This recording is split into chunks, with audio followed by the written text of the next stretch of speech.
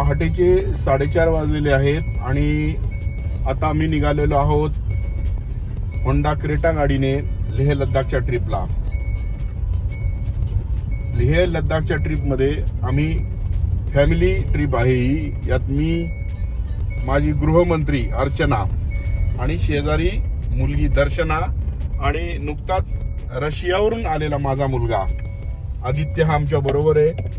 आणि हा प्रवास आमचा 15 दिवसाचा आहे. त्यामुळे या प्रवासातल्या दररोजच्या घडामोडी आपल्याला संजय उंद्रे यूट्यूब चॅनल आणि संजय उंद्रे इन्स्टा त्याचप्रमाणे फेसबुकवर आपल्याला पाहायला मिळेल.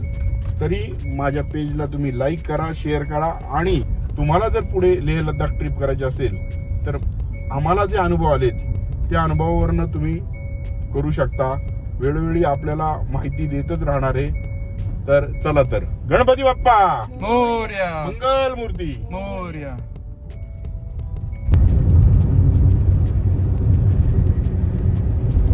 मित्रांनो, मुंबई पुणे प्रवास करत असताना लोणावळा आणि खंडाळ्याच्या वर्दळीचा भाग हा बायपास करून राज्य सरकारने हा मिसिंग लिंक तयार केलेला आहे.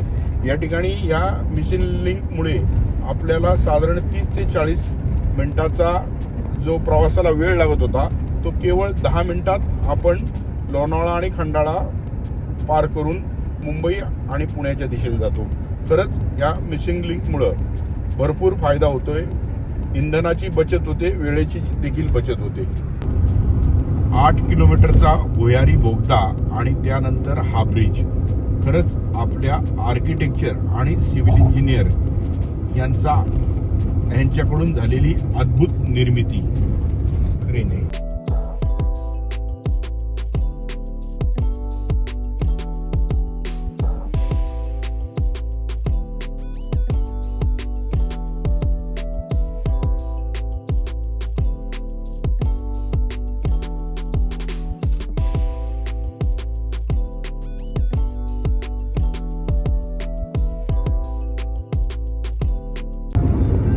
मित्रांनो, लांबचा प्रवास असेल तर शक्यतो लवकर पहाटे निघायचं असतं, कारण की शहरातली वाहतूक ही पहाटे कमी असते.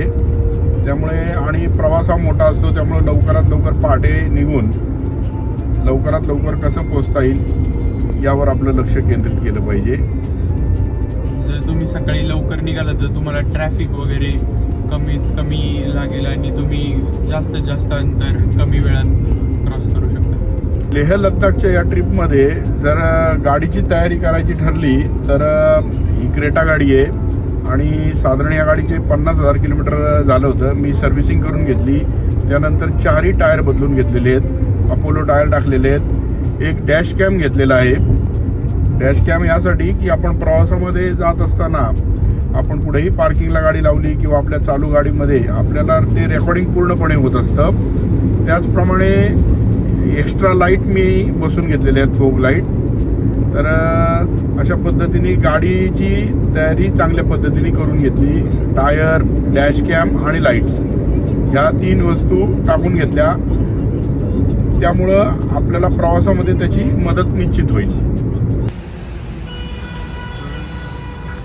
मित्रांनो, फाउंटन हॉटेलजवळ आलोय, जे मुंबई अहमदाबाद हायवेच्या जवळ आहे. 7:45 वाजलेले आहेत आणि आता या ठिकाणी थोडा चहा पाणी वगैरे घेणार आहे. चला तर. मसाला डोसा. मिनी ऑर्डर केलंय मसाला डोसा. दीदी तू? मी चहा आणि ब्रेड बटर. दीदीनी चहा आणि ब्रेड बटर. मी आपला south English Indian breakfast. Idli vada sambar. माझं idli vada sambar south Indian dish आहे. डोसा रेडी आहे. गुजरातचे आंबे पहा. मित्रांनो, मुंबई दिल्ली एक्सप्रेस हायवे गडकरी साहेबांच्या मार्गदर्शनाखाली झालेला हा रोड 8 पदरी आहे. या बाजूला 4, त्या बाजूला 4 आणि एकदम याला कारला लिमिट 120 किलोमीटर आहे.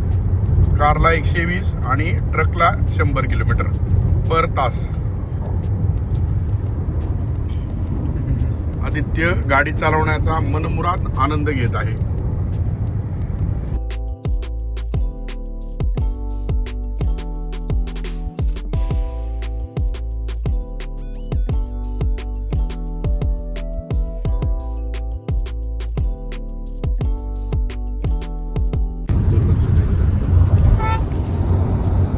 आता परत ड्रायव्हर चेंज झालाय. आता दिदी ड्रायव्हिंग करते. सगळे बसतात आरामात.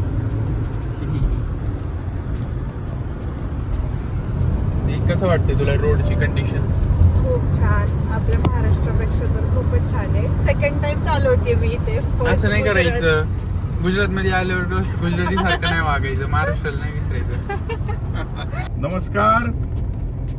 आत्ता संध्याकाळचे साधारण 6 वाजलेले आहेत आणि आम्ही सकाळी जो प्रवास चालू केला होता तर पालनपूर म्हणजे गुजरातमधलं पालनपूर हे आम्हाला आता एक 50 किलोमीटर राहिलेले आहे अजून आणि 1 तासाभरात आम्ही पालनपूरला पोहोचू. साधारण दिवसभरातला प्रवास हा 800 किलोमीटर झाला.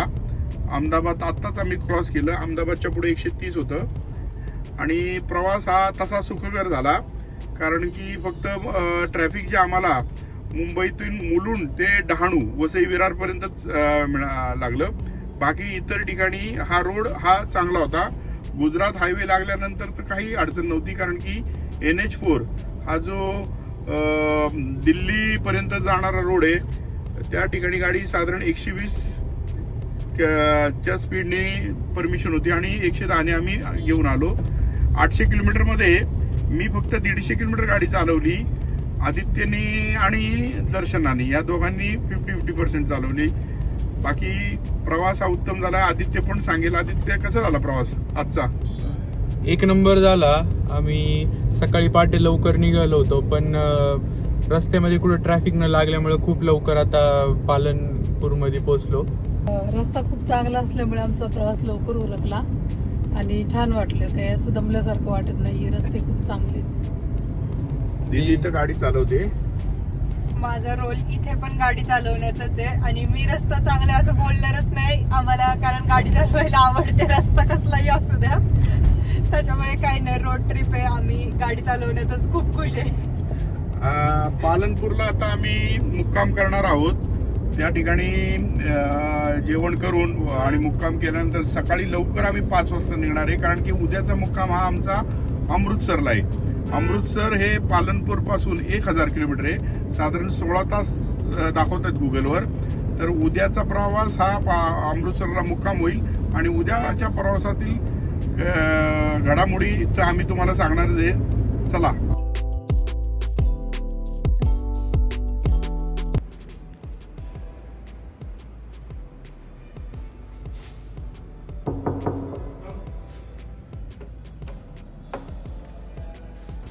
अरे ये ना. फ्रेश झाला का तू? हो झाला. ओके मित्रांनो, आजच्या दिवसाची शेवट म्हणता येईल. आजच्या दिवसाचा पालनपूर चौकामध्ये हे हॉटेल आहे. हॉटेल सुंदा म्हणून आहे ना? बरोबर ना? सुंदाच ना?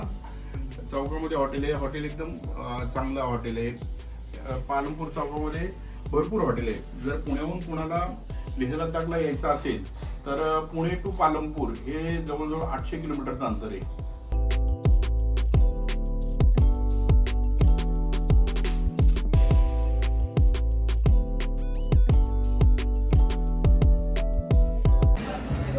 दीदी अशी एक गोष्ट सांग जी की तुला ट्रिपमध्ये पाहिजे आणि अजून एक गोष्ट सांग जी की तुला ट्रिपमध्ये नाही पाहिजे.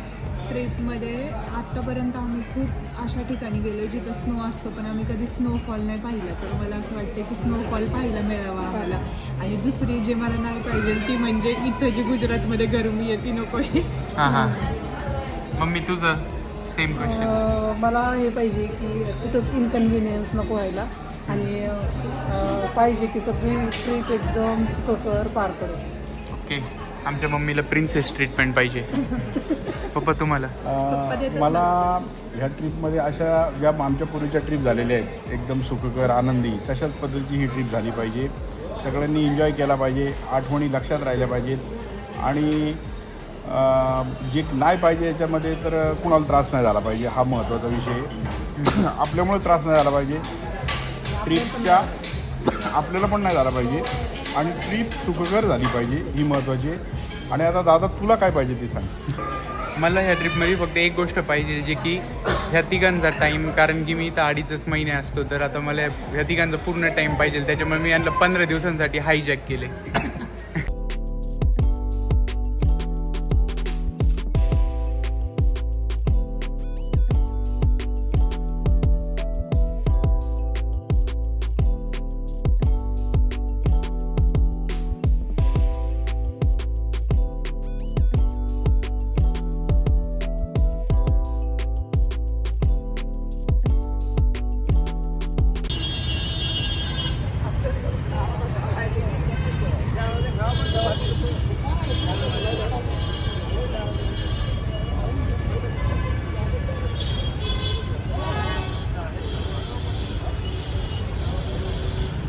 मित्रांनो, हा पालमपूरचा चौक आहे.